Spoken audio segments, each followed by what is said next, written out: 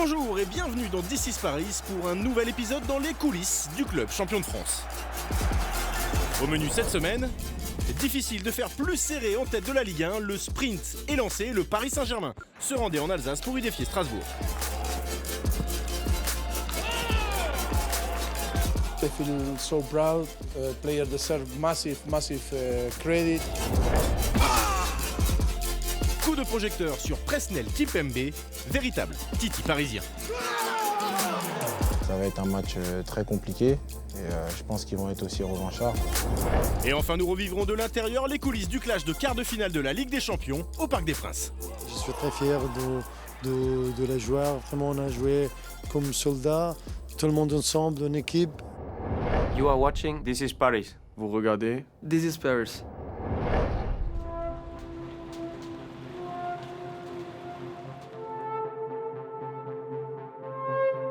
Après leur succès 3-2 en Bavière face au Bayern Munich en quart de finale aller de la Ligue des Champions, le Paris Saint-Germain retrouvait la Ligue 1 pour un déplacement périlleux du côté de Strasbourg.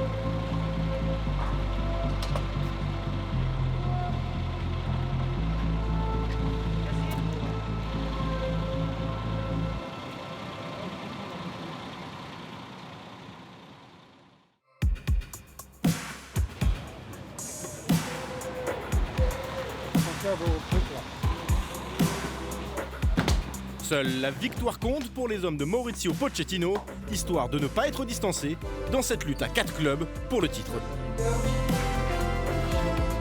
3 jours après et surtout 3 jours avant le quart de finale retour de la Ligue des Champions, Paris doit composer avec la blessure de Marquinhos. C'est donc Danilo Pereira qui est associé à Presnel Kimpembe en charnière centrale.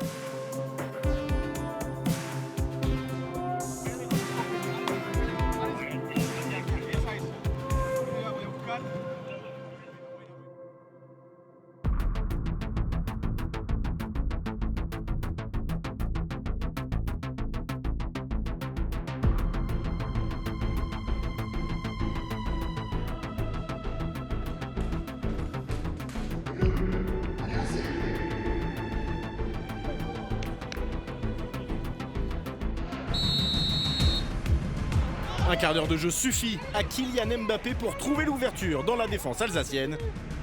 Son 21e but de la saison. Le 85e en Ligue 1 dans sa jeune carrière et le voilà déjà à hauteur de Daleb en 3e position des meilleurs buteurs de l'histoire des Rouges et Bleus, derrière Zlatan et Cavani.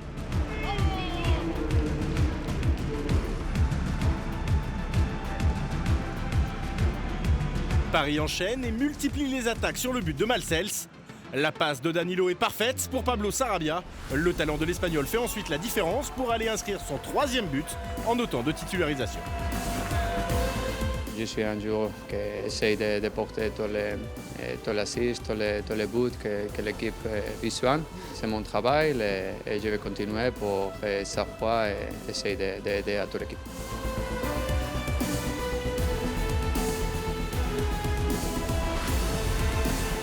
Juste avant la pause, Kylian Mbappé se mue en passeur décisif pour Moïse Kean, auteur de son 16e but de la saison avec le Paris Saint-Germain. Je me sens bien, je commence à retrouver la soufflée.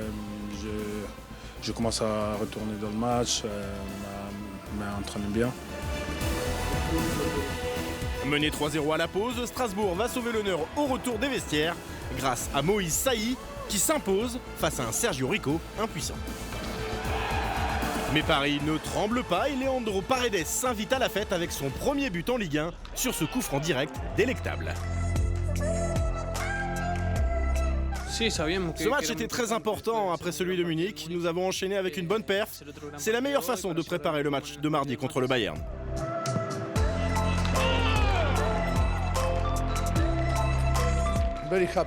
Je suis très content. La performance des joueurs a été remarquable. Ils méritent cette victoire et je suis très fier d'eux.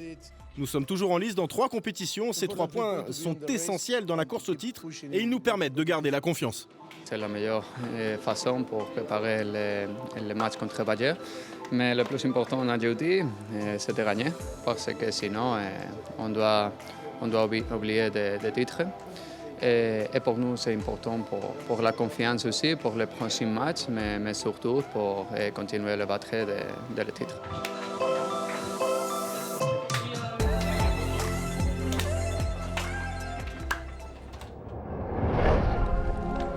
Du côté des féminines aussi, la quête du titre européen bat son plein.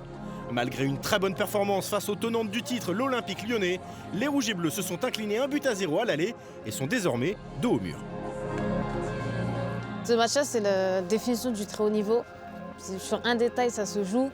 Et sur un détail, tu peux gagner ou tu peux perdre. Mais voilà, on sait qu'il va falloir élever encore plus notre niveau de jeu.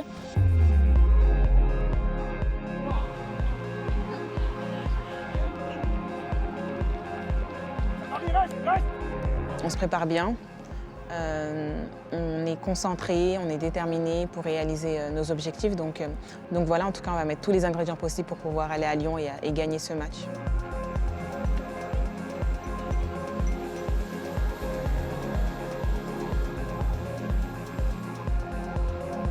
Tout reste à faire. On sait qu'on a les qualités, on a les joueuses pour aller faire là-bas le travail et l'exploit, on peut dire. Avec 2 des 3 meilleures buteuses du championnat français, Kadidiatou Diani et Marie-Antoinette Katoto, les Parisiennes possèdent les armes offensives pour renverser la vapeur.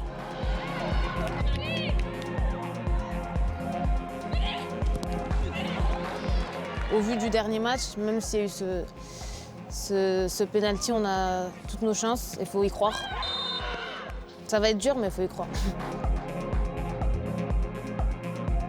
Un pénalty controversé a fait basculer le match aller. Le 4e but seulement concédé par les Rouges et Bleus sur l'ensemble de la saison. Au final, le pénalty a été généreux. Disons que d'habitude on ne voit pas ce genre de pénalty. Mais bon, elles ont marqué. Cela peut arriver. Nous avons encore toutes nos chances pour nous qualifier et c'est à nous de continuer à jouer sur nos points forts et notamment sur le fait qu'on concède peu de buts.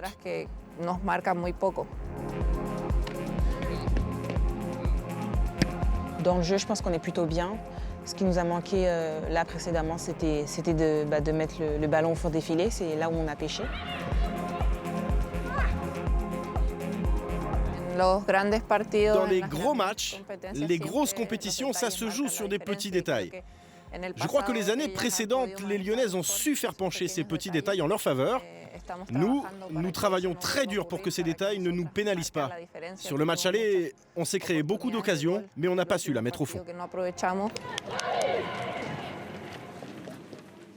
Regardez This is Paris. Et maintenant, dans This is Paris, nous allons continuer de dérouler la carrière du magicien du milieu de terrain, l'Italien Marco Verratti. Comment Il Gouffetto, le hibou, a grandi pour s'imposer comme un des meilleurs milieux de terrain au monde.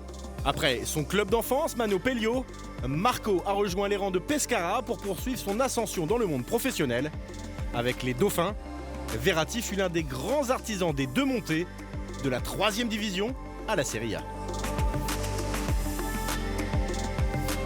Quand tu joues pour l'équipe de ta ville, c'est toujours une chose très, très particulière parce qu'avant, tu es supporter, tu vas au stade, tu as des joueurs comme tes idoles, parce qu'à la fin, pour moi, les joueurs de Pescara, c'était mes idoles. Quand tu es petit, tu vas jouer avec eux. C'est pour ça que quand tu es petit et tu vas jouer, c'est une chose que ça te fait pas perdre la tête, mais que les choses ça passe vraiment très vite. C'est pour ça que j'ai des très jolis souvenirs, mais je suis un peu déçu parce que je ne me rappelle pas tout, parce que vraiment ces choses sont passées vraiment très vite.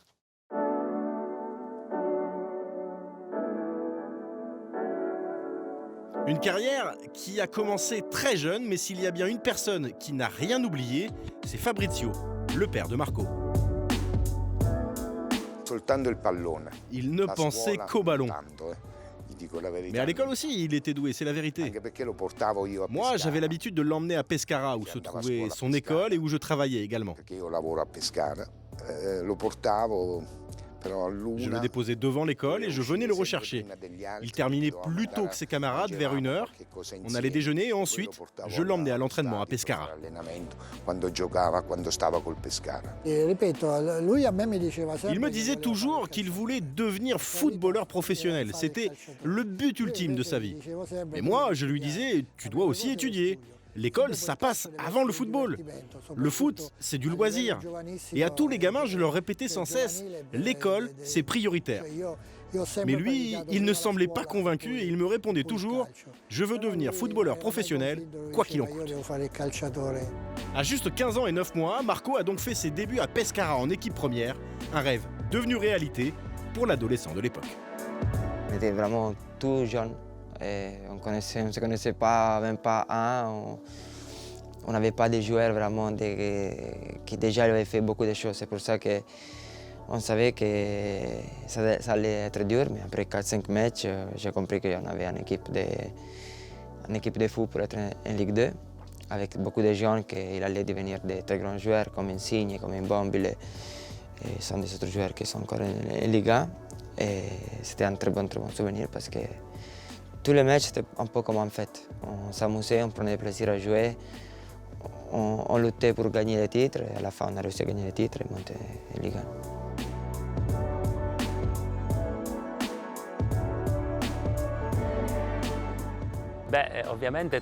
Tout le monde chantait et criait le nom de ce grand champion. Ça venait surtout du fait qu'il venait de la région de Pescara. Mais aujourd'hui, malheureusement, c'est dur de trouver des jeunes qui, pas seulement d'un point de vue tactique ou physique, mais aussi au niveau mental, qui étaient du même niveau que Marco. Et ce sera très dur de retrouver un nouveau Marco Verratti. Très très dur. Di Marco, cioè trovare un altro Marco non è semplice. Le Paris Saint-Germain était l'un des très nombreux clubs en Europe désireux d'enrôler la jeune pépite. Et à seulement 19 ans, il était temps pour le hibou de prendre son envol.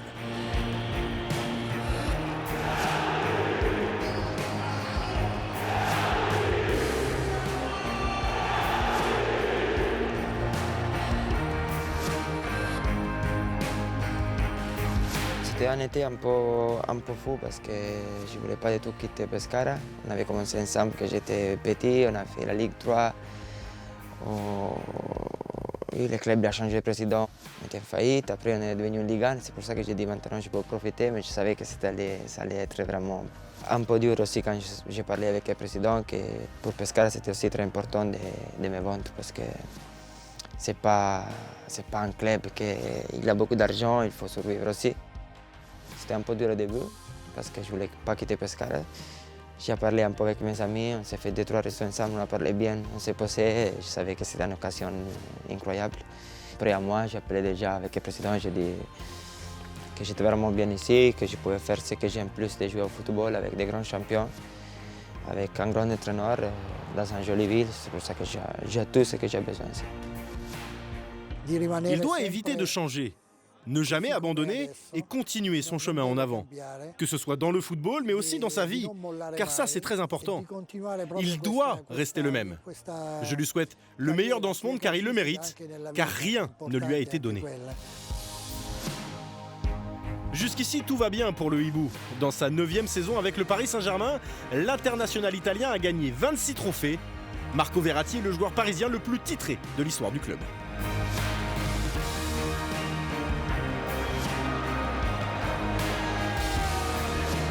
Je n'imaginais pas à le début, mais après, plus en passant les années, moi je suis un qui s'attache vraiment beaucoup à où il est. Comme j'étais attaché à ma ville de Manopello, que je ne voulais pas aller à notre club, je me suis attaché à Pescara, très très fort, je ne voulais pas accepter notre club. Et là, je suis très attaché au Paris Saint-Germain, ils nous ont donné tout. Et comme je dis avant, ici, j'ai tout ce que j'ai besoin. Je suis vraiment fier de le parcours qu'on a fait. C'est vrai qu'on a grandi ensemble, on a gagné beaucoup de titres ensemble, on a joué beaucoup de matchs, on a fait aussi beaucoup de défaites, que c'est très dur à digérer, mais ça fait partie du sport, ça fait partie de la vie. Et je suis fier de tout qu'on a fait ici, à Paris.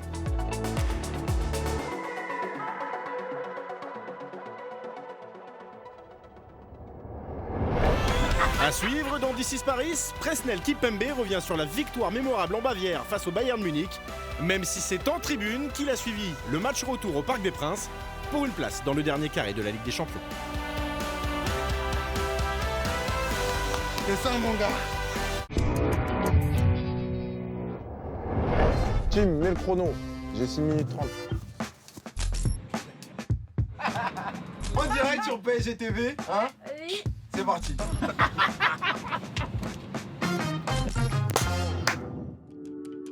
Fort de ses 25 ans et de ses 172 matchs pour le Paris Saint-Germain, Presnel Kimpembe est déjà une figure emblématique de la défense des Rouges et Bleus.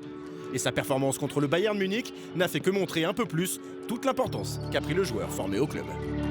On les a bien analysés, je pense qu'ils nous ont bien analysés aussi. On savait que ouais, y avait des failles, notamment en défense et dans les contre-attaques. On a réussi à bien exploiter cela très rapidement pendant le match. Mais on n'a fait que la première mi-temps, il reste encore une deuxième mi-temps au Parc des Princes.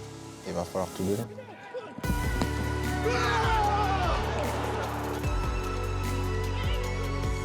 C'était un bon match et ouais, avec les deux occasions, c'est là qu'on voit la qualité des deux équipes. Ça va vite dans un sens comme dans l'autre. Après, on sait que c'est la Champions League, il faut rester concentré du début à la fin. On l'a vu, on menait 2-0, ils sont revenus à 2-2. Donc voilà, c'était un match plutôt ouvert, mais qu'on a su bien gérer. Ce fut une véritable performance collective, surtout après la sortie sur blessure du capitaine Marquinhos.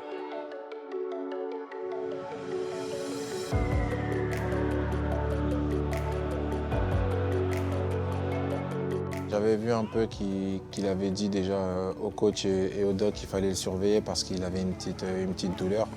Donc je m'attendais quand même au pire parce que si Marquis il dit ça, c'est qu'il ressentait quand même quelque chose.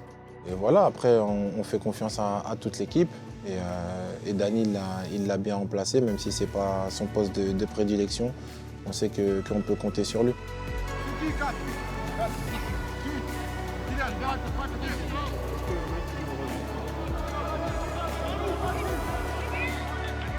De continuer à faire ce qu'on faisait, c'est-à-dire de jouer en contre, de pouvoir créer des espaces avec des mouvements et des appels en profondeur comme Ney ou Kylian ont bien pu le faire. Et voilà, de pouvoir faire circuler le ballon plus rapidement parce qu'ils avaient aussi un bon bloc défensif, mais on savait aussi qu'en faisant tourner le ballon de gauche à droite, on trouverait des ouvertures. Bonjour, bonjour. Ça va ou quoi, frérot? C'est la moustache, là. Tu vois, je la mets dans un sens comme dans l'autre. C'est beau. On sait par le passé que voilà, gagner à l'aller ne veut pas forcément dire gagner au retour ou que ce sera facile ou qu'on est déjà qualifié. Ça va être un match très compliqué et je pense qu'ils vont être aussi revanchards. Si on continue à travailler tous ensemble, faut pas se dire que les choses sont acquises. On va devoir souffrir encore une fois tous ensemble. Et le plus important, ça va être le collectif et la solidarité qu'on pourra mettre dans ce match-là. Super, putain. 4 minutes 30. Là, Tim, il a chronométré, ça a fait 8 minutes. Voilà, tu vois.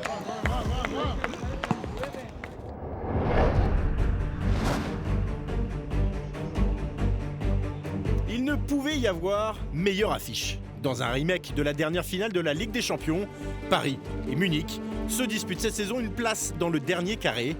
Et après le succès historique en terre bavaroise des Parisiens 3-2 à l'aller, le match retour promettait d'être épique.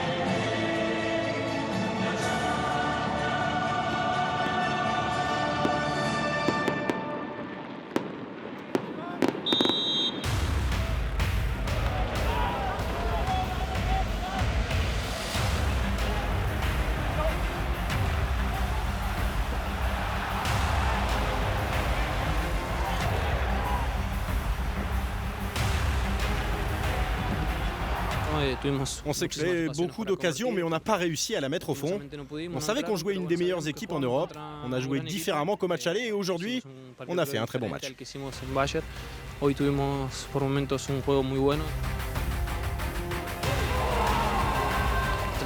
a vraiment fait de notre mieux en défense. Après, dès qu'on avait le ballon, on a essayé de servir dans les meilleures conditions Ney ou Kylian pour qu'ils puissent faire la différence.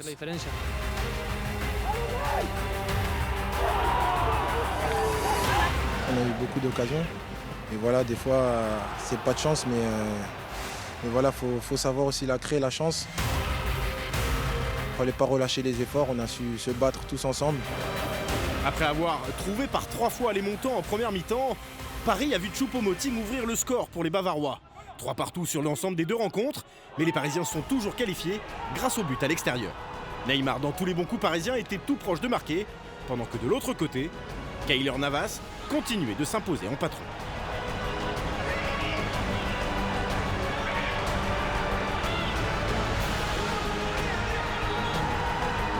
Au final, Paris se qualifie. Un coup de sifflet final, il y a tout qui sort là. Il y a tout qui sort, les cris, l'émotion, la joie. Le plus important, ça reste la qualification.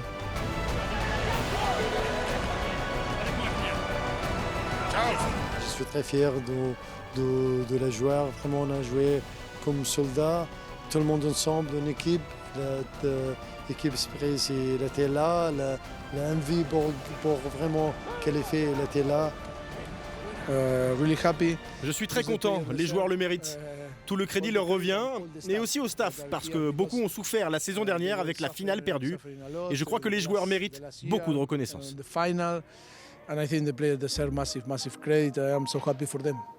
C'était pas facile, mais on a... À 3. Il va parler en français, Léo, il a dit.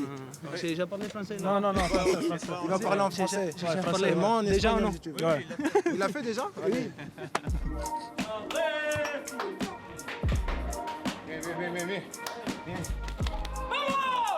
On a grandi comme une équipe, on a joué comme une équipe. C'est vrai, on a manqué à notre supporter. Cette qualification pour eux aussi, on est demi-finale, mais on ne peut pas arrêter de demi-finale. On concentre match par match. On a le match aussi, on n'oublie pas la Liga. Contre Saint-Étienne, c'est très important pour nous.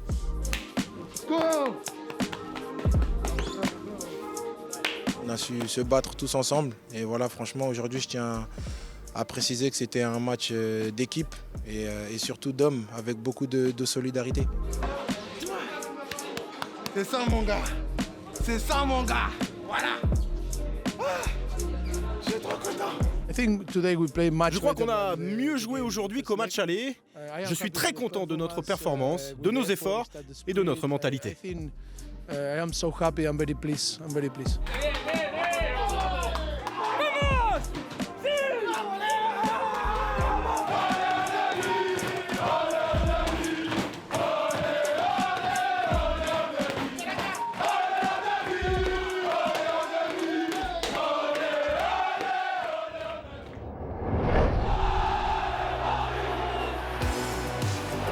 Dans l'optique de garder leur couronne en Coupe de France et de porter surtout le record de victoire dans la compétition à 14, les Parisiens devront d'abord venir à bout d'Angers en quart de finale de la Coupe de France.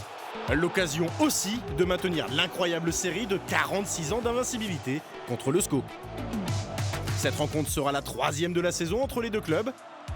En 2010-2011, ils s'étaient défiés en demi-finale de la Coupe de France au stade Jean-Bouin, avec un succès tranquille des Parisiens, 3-1, grâce à des réalisations de Bonnemer, Néné et Guillaume Moirot.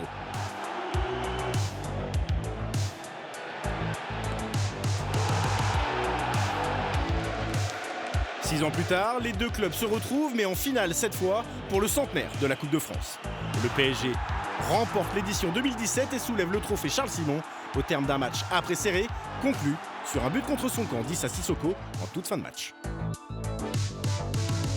Mais l'histoire entre les 2 clubs remonte bien plus loin, jusqu'au début dans l'élite du club de la capitale.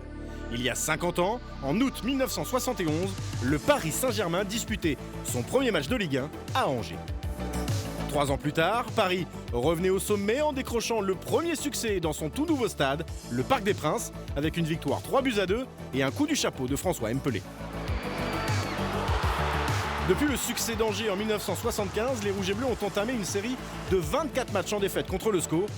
Encore mieux, depuis 2016, Marco Verratti & Co ont remporté leurs 11 dernières oppositions face à Angers en inscrivant 37 buts et en concédant seulement 5.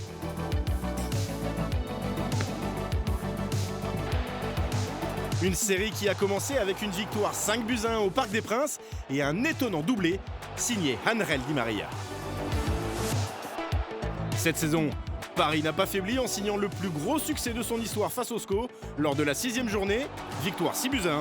Alessandro Florenzi inscrivait au passage son premier but en Ligue 1 pendant que Kylian Mbappé parachevait le succès parisien, inscrivant au passage son 7e but contre le SCO, plus que tout autre joueur dans l'histoire du club.